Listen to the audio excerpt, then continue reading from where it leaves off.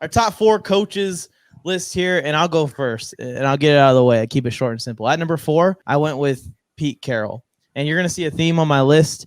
The strongest point on my list for these guys is how they have really high win-loss records and a lot of success with quarterbacks who just weren't successful in other places or weren't successful in other situations. And I think Pete Carroll is a perfect example of that. Even Russell Wilson, to this point, has not been successful away from Pete Carroll yet. He was a 3rd-round pick that came in, and Pete Carroll won a Super Bowl, went to a bunch of NFC championships, appeared in another Super Bowl, and came one play away from winning a second one. And now what we see him doing with Geno Smith, it's almost like confirming it to me that Pete Carroll is the real deal when we talk about, the top coaches in the NFL. At number 3, I went with Mike Tomlin, because you can't argue with that winning season streak, in my opinion. And there's been a few times in that streak now that I have thought at midseason, it's impossible for this to be a winning season. Impossible. And even last year, I didn't think they were going to finish with a winning record, and they still somehow did it. And I always have thought that Mike Tomlin is one of those coaches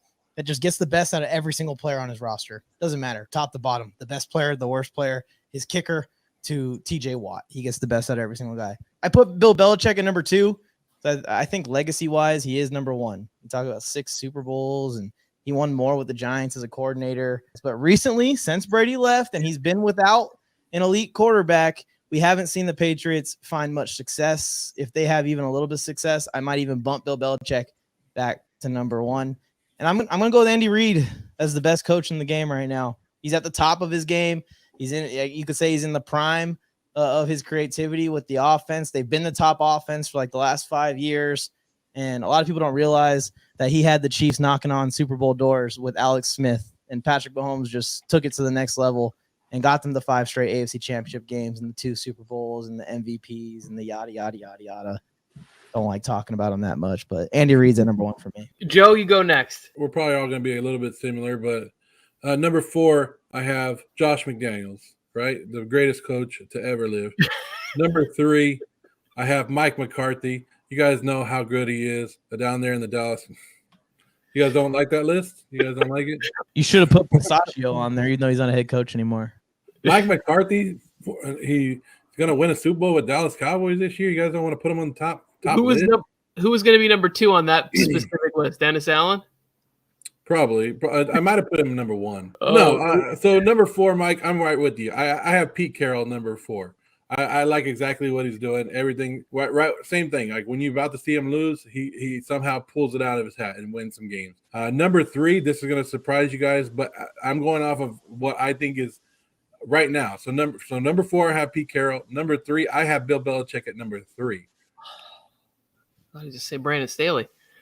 Yeah, you came close. He was on the other list. He's on that other list. So number 4, Pete Carroll. Number 3, Bill Belichick. Number 2, I have Andy Reid.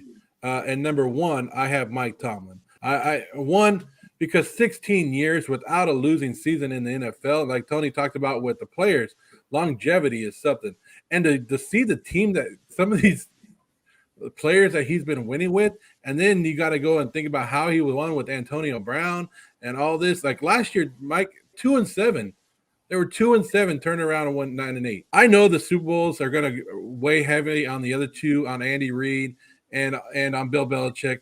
But to actually look at what Mike Tomlin has been able to do with the Pittsburgh Steelers, he was winning 9 games with Duck Hodges as quarterback. Come on. And I don't think I've ever heard a player come out.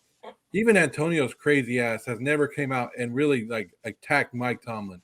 Mike Tomlin is a guy that everybody wants to play for, and I give him a lot of respect, and I put him up there even without all the rings like everybody else has. And one day, I guarantee it, everyone, one day, if it's not Kenny Pickett, then it'll be the next guy. He's going to get the Steelers back on a run again. I think so. I very strongly believe that way. I think it will be Kenny, and it will be this team, and it'll be defense in the next couple of years. So I thought this exercise was going to play out exactly like it did, so I switched it up a little bit, gentlemen, just to have some fun. These are the top 4 head coaches that I'd like to play for if I could still play in the NFL. But I go honorable mention, Coach Staley. He's so damn positive, but I can't put him on the list. I had to find a way to squeeze him on the list. So positive. I love Coach. Here we go. Bolt up Super Bowl. Number 4. Mike McDaniel. Vaping on the sideline, just over there, just watching Tyreek Hill and Jalen Waddle just burning everybody. Come on, let's go, coach. And I'm just clapping it up.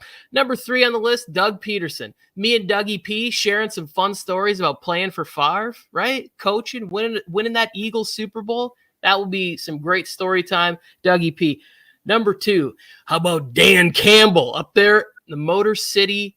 Just having that dude fire you up, inspire you, saying crazy shit. I would have to try not to laugh. I would be like, is this guy serious? And I would be losing my mind. Number 1 coach that I would like to play for, Coach Mike Tomlin.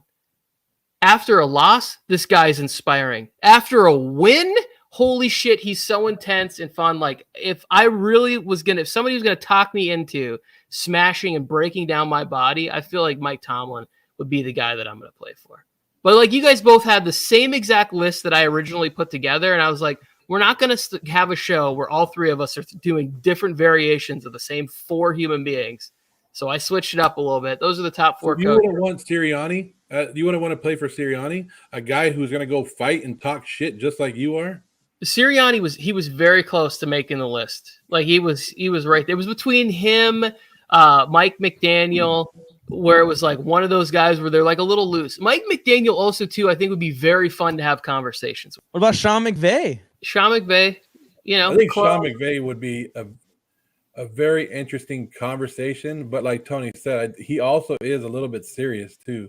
Yeah, he's very intense. Like, I couldn't play for Belichick. I would be cut like 30 minutes. You know what? I'd probably be late the first day, and he'd be like, hey, you know that Tucker kid? He's fucking just meet him at the parking lot, grab his playbook. He's gone. He's cut. Make sure you are subscribed. Make sure you did like the stream. Maybe go and check out some of our other videos while you're here on the channel and like those as well. Share the pod with some of your friends. We appreciate for everyone tuning in. We appreciate everyone for tuning in. We're just 3 friends talking football, always looking for a 4th. Come that 4th.